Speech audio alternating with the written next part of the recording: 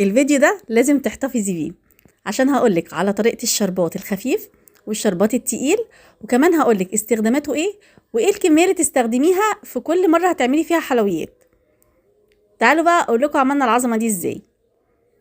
اول حاجة هنعمل الشربات الخفيف مع بعض. هننزل بكيلو من السكر وعليهم لتر من المية يا بنات، بس ننزل بيه بالراحة كده من على الحروف عشان السكر بتاعنا ما يطلعش فوق الوش ويسكر لي مكانه. نزلت بلتر من المية وعليهم بقى نص كوباية من عسل الجلوكوز. لو مش موجود يا بنات تقدري تستخدمي معلقتين من عسل النحل كبار.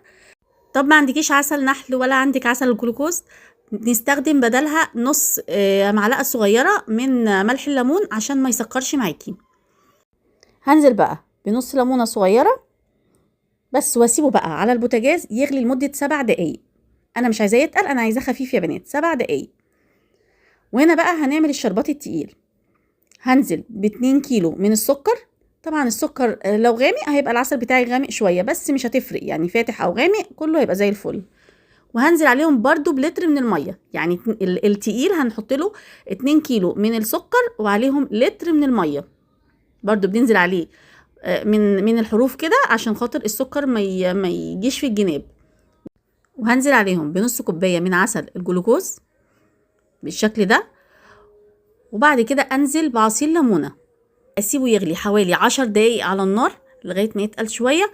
وبعد ما خلاص هطفي عليه احط على طول باكو من الفانيليا بس كده. وخلي بالكم يا بنات ما بنقلبوش. بصوا انا بس هنا بس بفتح السكر شوية عشان ما يلزقش من تحت.